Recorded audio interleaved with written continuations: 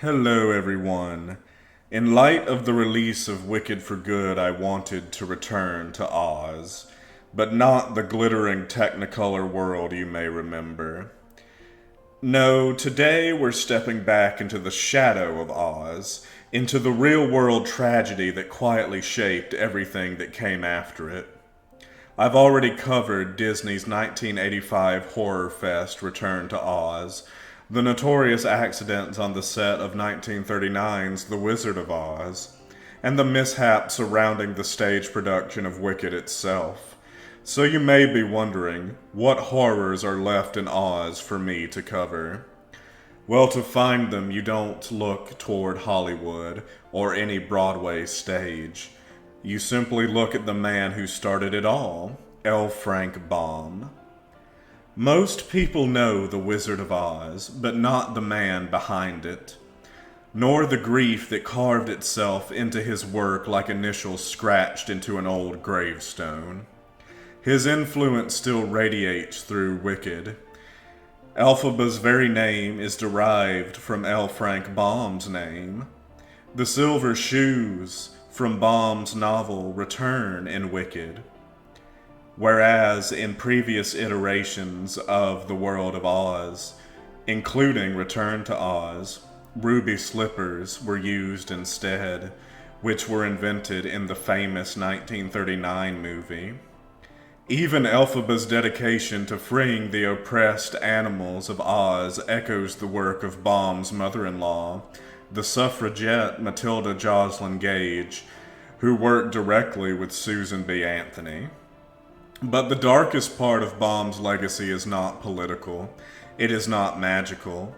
It is personal. One of the greatest tragedies of his life, one that seeped into the very bones of the Oz mythology, was the death of his infant niece, Dorothy Louise Gage. She is the real-world inspiration behind Dorothy Gale, the little girl who became the face of innocence in both literature and film, and who reappears eerily silent in Wicked for Good. Dorothy Louise Gage was born on June 11, 1898 in Bloomington, Illinois. Her parents, Thomas Clark Gage and his wife Sophia, had no reason to believe their daughter's life would be anything but ordinary. But just 5 months later, everything turned. Dorothy fell violently ill, a sudden catastrophic sickness that would rip through her tiny body in just 24 hours. Dr. George B. Kelso diagnosed her with what he called congestion of the brain. At the time, that vague phrase could mean several horrifying conditions. The first possibility is meningitis. If Dorothy had meningitis, what she endured in her final days was agonizing. Meningitis inflames the meninges, the thin protective membranes around the brain and spinal cord. When these swell, the brain is squeezed inside the skull, pressure rising like a vice. Symptoms in infants are brutal: high fever, a bulging soft spot on the skull, screaming that shifts into eerie sudden quiet, stiff rigid neck, seizures, skin mottling from internal shock. Without antibiotics, which didn't exist back then, meningitis often killed infants within hours. It is a suffocation of the brain from the inside. Dr. Kelso may have also been describing equine encephalitis, a mosquito-borne virus usually found in horses. When it jumps to humans, especially infants, it becomes a nightmare. The virus invades the brain tissue directly. Swelling suffocates neural pathways. The patient slips into confusion, then delirium. Convulsions begin, and then coma follows. Even today, there is no antiviral treatment for this disease. In 1898, it was a death sentence. Whatever disease seized little Dorothy, it came fast, it came violently, and it came with no mercy. On November 15th, 1898, At just 5 months old, she died. The Gage family was completely shattered, but no one felt the devastation more deeply than Maud Baum, L. Frank Baum's wife and Dorothy's aunt. She had always longed for a daughter. The Baums had only sons, and in baby Dorothy, she saw the little girl she never had.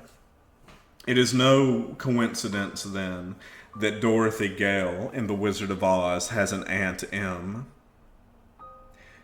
You see, Aunt Em is named after Maud. Aunt Em, Aunt Maud. Maud begins with the letter M, you see. When Dorothy died, Maud wrote, "I could have taken her for my very own and loved her devotedly, just as Aunt Em in the Oz stories loves Dorothy Gale as her own child. She was so wrecked by grief after the funeral that she required medical attention. The Baums carried that grief with them for the rest of their lives." After witnessing his wife's anguish, L. Frank Baum did the only thing he could. He gave Dorothy Gage a second life. He named the heroine of The Wonderful Wizard of Oz after her. The girl who would survive flying monkeys, wicked witches, and deadly poppy fields was inspired by the baby who never survived her first winter. Baum had used the name Dorothy once before in a story, but later changed that character's name to Doris, seemingly to reserve the name Dorothy solely for the girl lost in his family. He even altered Dorothy Gale's last name, Gale, which suspiciously echoes Gage. Some scholars believe the L may represent Louise, Dorothy's middle name. Dorothy Gale was L. Frank Baum's memorial. A little girl who never dies, a child who always finds her way home, the eternal echo of a niece lost too soon. For decades, the real Dorothy's grave sat quiet in Bloomington, Illinois, its stone worn, its letters fading. It was historian Sally Roche Wagner who rediscovered her resting place while researching Matilda Joslyn Gage. The revelation triggered a national response. Mickey Carroll, one of the original Munchkins from the 1939 film, donated a new headstone carved by his family's St. Louis monument business. The old eroded marker remained in place, an artifact of grief slowly crumbling away. On May 31st, 1997, a ceremony unveiled the new stone and launched a fundraiser for the Dorothy L. Gage Memorial Garden, a children's section of the cemetery named in her honor. Decades later, researchers discovered that Dorothy's original headstone listed the wrong date of death, November 11th instead of November 15th. The new stone repeated the error. Only official documents in her obituary in the pantograph confirmed the true date. Even in death, her story was partially obscured until the truth resurfaced like a ghost emerging from the dust. Dorothy Gage's life ended at 5 months.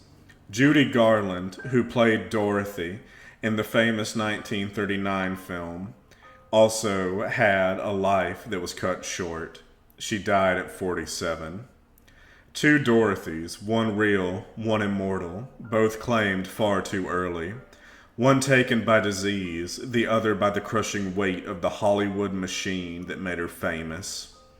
L. Frank Baum gave his lost niece a second life on the page, but decades later, the girl who stepped into Dorothy's shoes on film found herself consumed by her own tragedy.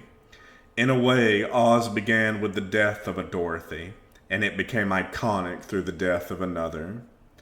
The land of Oz, bright, magical, hopeful, is built quietly on the memory of two women who never got the years they deserved.